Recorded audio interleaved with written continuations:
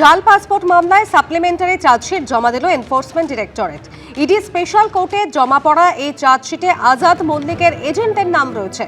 ইন্দুভূষণ হালদার এবং কাঞ্চন দাস সহ 5 জনের নাম সাপ্লিমেন্টারি চার্জশিটে। খবর সূত্রে নথি যাচাই না করেই বানানো হয়েছিল পাসপোর্ট, দাবি ইডির।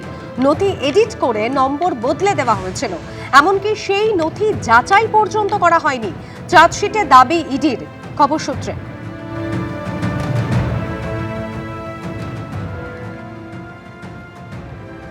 তাহলে কি জাল নথি দিয়ে এবং নথি যাচাই ছাড়াই পাসপোর্ট বানানো হতো? এমনই চাঞ্চল্যকর দাবি ইডি তরফে চার্জশিটে করা হয়েছে। ইডি সূত্রের খবর, জাল পাসপোর্ট মামলায় গতকাল বিকেলে ইডি স্পেশাল কোর্টে একটি চার্জশিট জমা পড়েছে।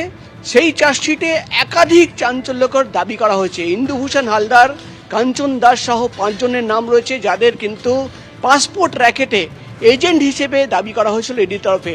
এবং এই চার্জশিটে যেটা দাবি করা হচ্ছে ইডির তরফে, যে কোনো নথি যাচাই ছাড়াই কিন্তু পাসপোর্ট তৈরি করে দেওয়া হতো এবং একাধিক বাংলাদেশিদের তাদের কিন্তু পাসপোর্ট বানিয়ে দেওয়া হয়েছে। এমনকি ইডি তরফে আরও চাঞ্চল্যকর দাবি করা হচ্ছে যে একটা ডকুমেন্ট, অর্থাৎ যে কোনো একটা নথি ফটোশপ করে এডিট করে শুধু নাম্বার চেঞ্জ করে সেই ডকুমেন্ট জমা পড়তো এবং কোনোভাবে যাচাই না করেই সেই পাসপোর্ট তৈরি করে সেই পাসপোর্ট সাপ্লাই করে দেওয়া হতো। এমনই একটা সিন্ডিকেট র্যাকেট কাজ করত।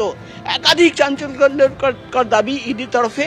এবং যেটা ইডির তরফে দাবি করা হচ্ছে যে বাংলাদেশিদের প্রচুর পাসপোর্ট এমন পাওয়া গেছে এভাবেই কিন্তু জাল নথি দিয়ে এবং কোনো ডকুমেন্ট ভেরিফিকেশন ছাড়াই কিন্তু নথি তৈরি করা হয়েছে। ইডির তরফে জানানো হচ্ছে যে আগামী দিনেও কিন্তু একাধিক নাম এসছে এই সিন্ডিকেটে, যাদের তথ্য তলব করা হবে, তলব করে জিজ্ঞাসাবাদ করা হবে এবং এই জাল র্যাকেটের এজেন্টরা আরও কোথায় কোথায় লুকিয়ে রয়েছে সেটাই কিন্তু খুঁজে বার করার চেষ্টা ইডি আধিকারিকদের। ক্যামেরায় শ্যামল জানার সঙ্গে প্রকাশ সিনহা, এবিপি আনন্দ, কলকাতা। দেশ জুড়ে গুণমান যাচাইয়ের পরীক্ষায় ফেল করলো ওষুধ এবং ইনজেকশন। ফেল করলো প্রায় 59টি ট্যাবলেট এবং ইনজেকশন।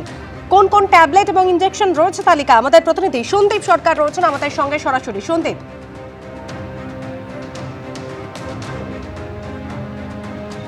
দেখো, নতুন করে যে তালিকা প্রকাশ করা হয়েছে স্বাস্থ্য ভবনের তরফে, সেই তালিকা অনুযায়ী মোট 59টি ওষুধের কেনা, বেচা, বিক্রি, ব্যবহার সমস্তটা বন্ধ করতে বলা হয়েছে।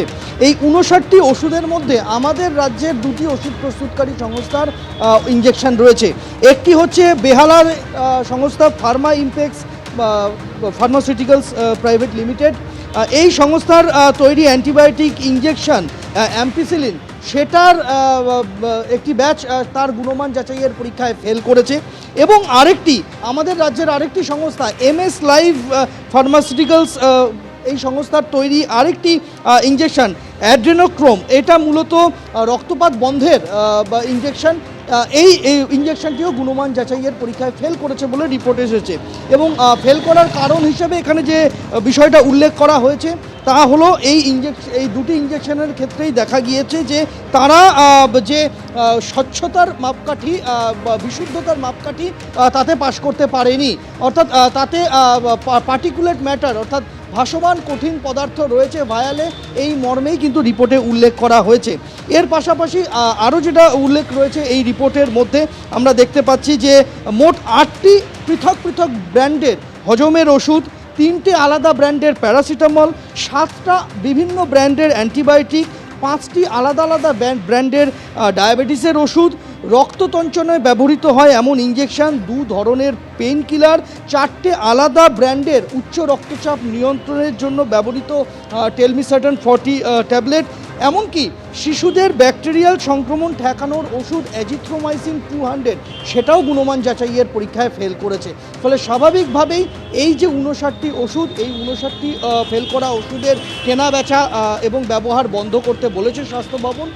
এখন অনেক ক্ষেত্রেই দেখা গিয়েছে যে আমাদের রাজ্যে যে 2টি ওষুধ প্রস্তুতকারী সংস্থা রয়েছে তাদের মধ্যে ফার্মা ইমপেক্স, তাদের দাবি যে তারা তাদের এই রিপোর্টকে তারা চ্যালেঞ্জ করে তারা কেন্দ্রীয় ড্রাগ কন্ট্রোল বিভাগে আবারও পরীক্ষা যাতে করা হয় সেই মর্মে তারা আবেদন করেছেন।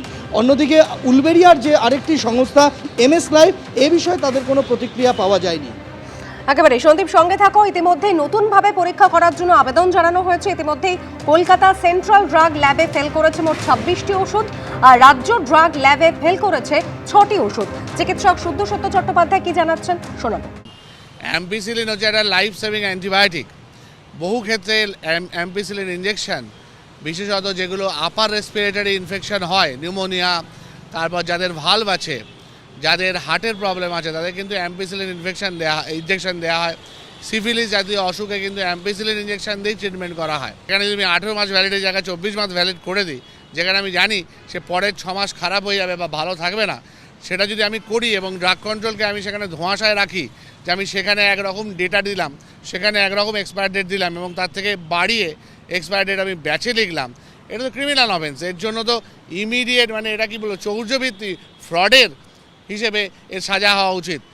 অন্য যা সাজার সাথে ছেড়েই দিন, এ তো সিম্পল ফ্রড হচ্ছে ড্রাগ কন্ট্রোলের সাথে, ফ্রড হচ্ছে যে কিনছে ক্রেতার সাথে। সুতরাং এটা তো মারাত্মক অপরাধ। আমি তো বলবো এর দৃষ্টান্তমূলক শাস্তি হতে হবে। সন্দীপ সরকার আমাদের প্রতিনিধি রয়েছেন আমাদের সঙ্গে। সন্দীপ, ইতিমধ্যে রাজ্যে সর্বত্র এই ব্যাচের ওষুধগুলো কেনা বেচা ব্যবহার বন্ধ করতে নির্দেশ দেওয়া হয়েছে, কিন্তু এতদিন ধরে যারা এই সমস্ত ওষুধ ব্যবহার করলেন, ইনজেকশন নিলেন, তাদের তো অপরিসীম ক্ষতি হলো।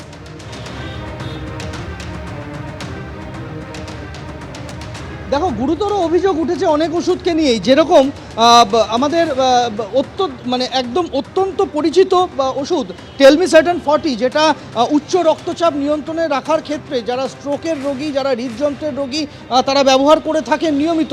এই টেলমিসার্টান 40 হিমাচল প্রদেশের একটি সংস্থার তৈরি।